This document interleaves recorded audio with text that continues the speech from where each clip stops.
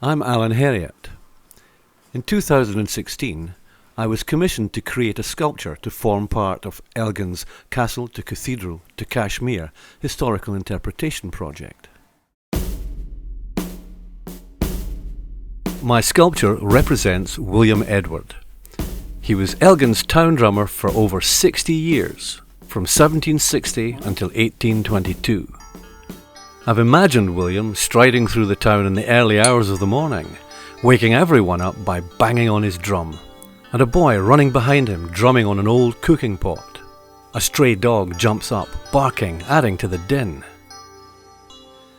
There are many stages in the making of a bronze sculpture. I've developed my own way of working.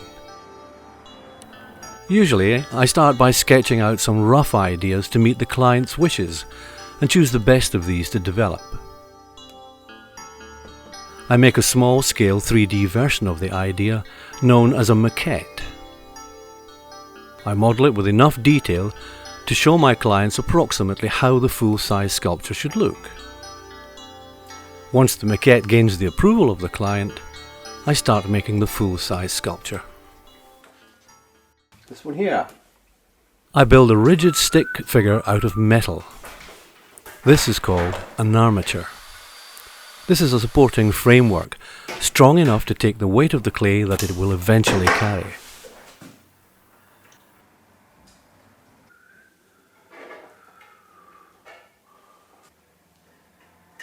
I bulk up this stick figure by adding expanded polystyrene foam. I carve the polystyrene with a sharp knife to make it conform to the basic shape of the sculpture, leaving it a little bit thinner than the final shape. This allows room for a layer of clay to be added to the surface.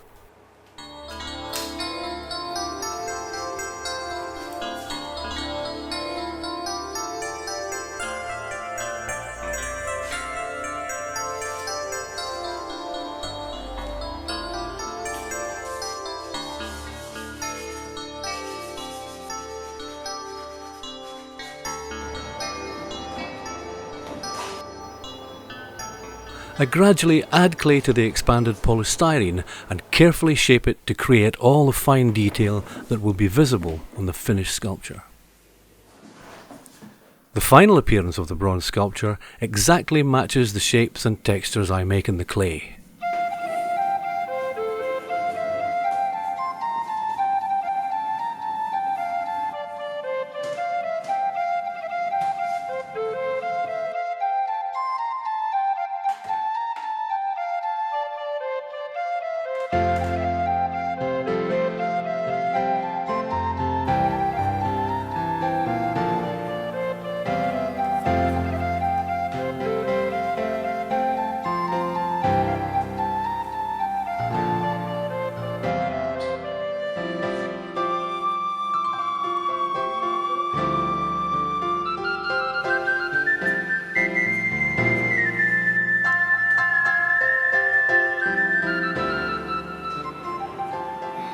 This is Andrew Edwards, who was the town drummer for Elgin. And he held the post from 1760 to 1822, more or less 60 years. So it was an incredible 60 years. And he would beat his drum at 4 o'clock in the morning, 5 o'clock in the morning, and then again at 9 o'clock in the evening.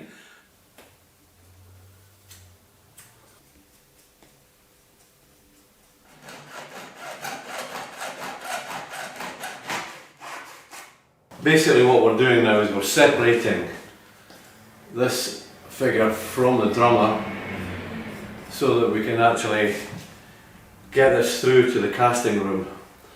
Each of the units will be done separately.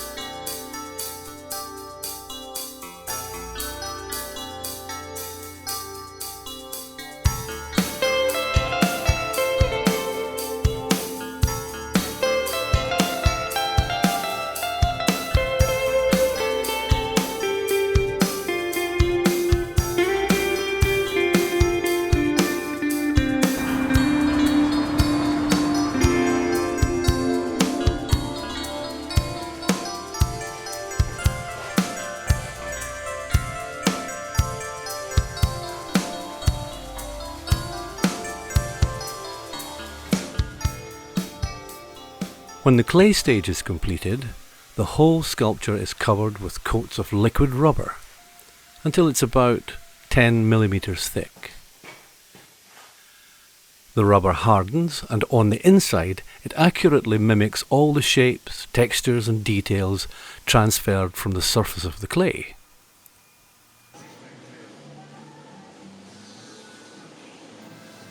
The rubber now forms a mould from which the sculpture can be cast in what is known as the lost wax process.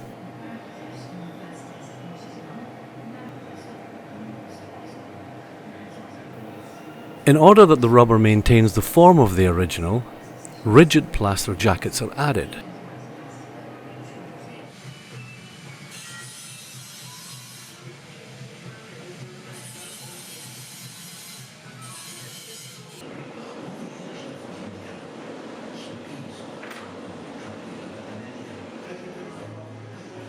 Once the rubber is cut away, it is replaced in the plaster jacket. Hot wax is then painted into the rubber and built up in layers until about 4 to 5 millimeters thick. The moulds are put together and the seams are waxed to join them. The moulds are removed to reveal a hollow wax replica of the original clay.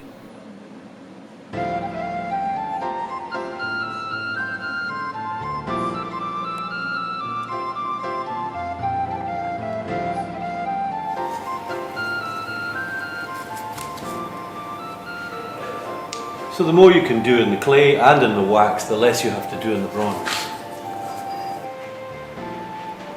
It's certainly a lot easier doing this in the wax than it would be obviously in the cast metal. Steel nails are inserted through the wax to hold the inner plaster core and the outer plaster jacket apart when the wax is melted away. A system of solid tubes of wax is added to the wax replica and melted away, creating a channel through which molten bronze flows, forming the hollow bronze sculpture.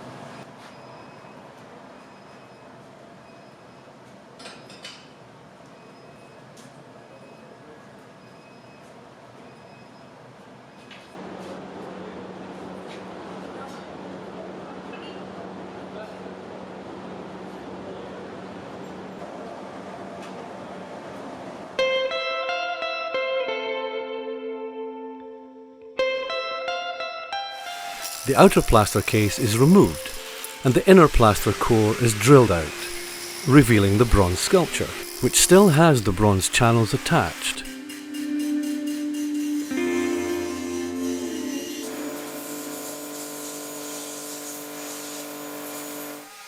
They are removed and the surface of the sculpture is worked on using various abrasive tools, achieving a high quality, attractive and durable surface.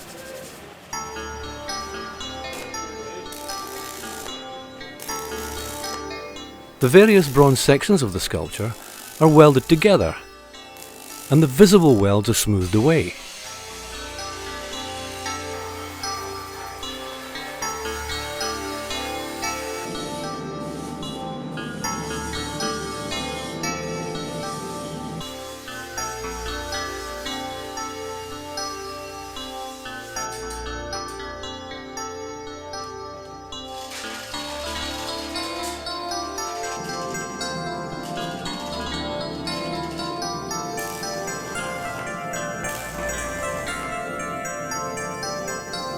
surface of the bronze is coloured using a combination of heat and chemicals applied in a variety of ways.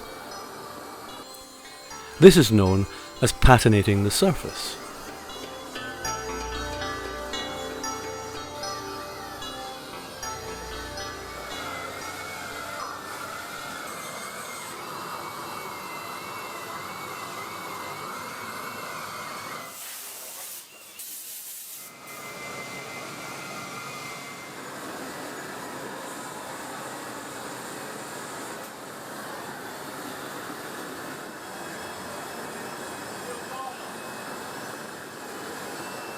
Coats of silicon wax are applied to protect and highlight the detail.